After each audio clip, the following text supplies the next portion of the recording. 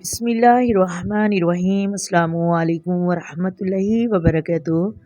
محترم ناظرین، سوال یہ پیدا ہوتا ہے کہ اگر کوئی بے وضو ہے تو کیا وہ تسبیحات، ذکر و اذکار یا پھر قرآن مجید کی تلاوت کر سکتا ہے؟ سورۃ بقرہ کی آخری 2 آیات ہیں، آیت الکرسی ہے یا پھر چاروں کل ہیں، کیا یہ بغیر وضو پڑھ سکتے ہیں؟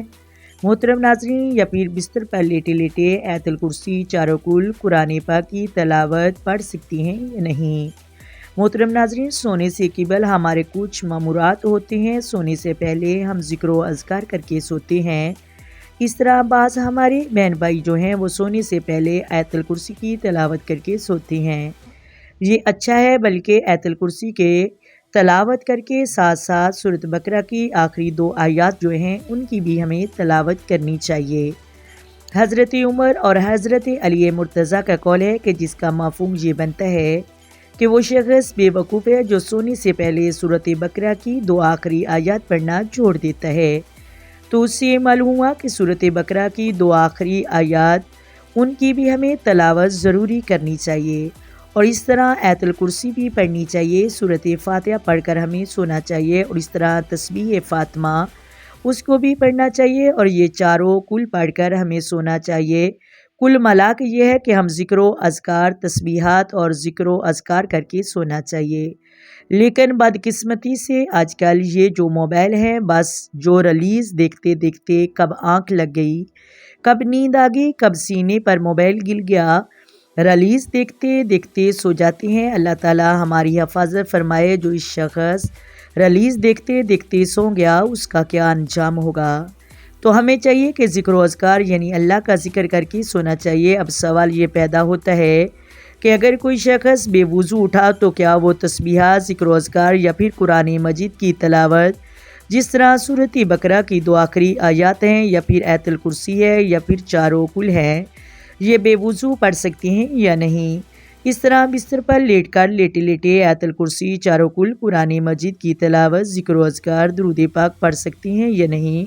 اور اس طرح پہلا سوال کا اس کا جواب یہ ہے کہ سب سے افضل یہ ہے کہ باوضو ہو کر قرآن پاک کی تلاوت کی جائے، ذکر و اذکار کیا جائے۔ لیکن اگر کوئی شخص بے وضو بھی تھا تو جب چاہیں پڑھنا جائز ہے، بہتر تو یہ ہے کہ وضو ہو اور وضو کر کے ذکر و اذکار قرآن پاک کی تلاوت کریں۔ لیکن اگر کوئی بغیر بے وضو بھی کرتا ہے تو جائز ہے۔ اس طرح دوسرا سوال کا حصہ ہے کہ بستر پر لیٹے لیٹے کیا ہم پڑھ سکتے ہیں؟ اس میں بہتر اور افضل یہ ہے آپ اٹھ کر بیٹھ کر قرآن پاک کی تلاوت کریں، ذکر و اذکار کریں، جو بھی آپ نے پڑھنا چاہتے ہیں آپ پڑھ کر سو جائیں۔ لیکن اگر کوئی بستر پر لیٹے لیٹے پڑھنا چاہتا ہے تو قرآن پاک کی تلاوت کرنا چاہتا ہے تو اس کے لیے علماء نے لکھا ہے ادب یہ ہے کہ ایسا شخص اپنے پاؤں سمیٹ لے، اس کے پاؤں پھیلے ہوئے نہ ہوں، یعنی وہ پاؤں سمیٹ لے اور اس کے بعد قرآن پاک کی تلاوت کرے، یہ ادب ہے۔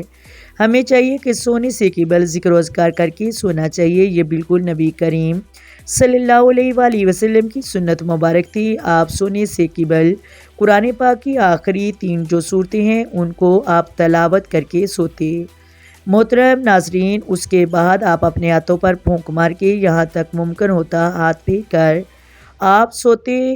آپ صلی اللہ علیہ وآلہ وسلم کی یہ سنت مبارک تھی۔ امید ہے آپ کو میری سمجھ آ گئی۔ محترم ناظرین، اگر ویڈیو اچھی لگے ویڈیو کو لائک کریں، شیئر کریں اور چینل کو سبسکرائب کریں۔ آئے مل کر آقا دو عالم نور مجسم سرور کائنات صلی اللہ علیہ وآلہ وسلم کی ذات پر درود و سلام پڑھیں۔ الصلاۃ والسلام علیک یا سیدی یا رسول اللہ، الصلاۃ والسلام علیک یا سیدی یا حبیب اللہ، الصلاۃ والسلام علیک یا سیدی یا نبی اللہ وعلی آلک وصحبک یا سیدی یا محمد رسول اللہ۔ محترم ناظرین، اللہ حافظ۔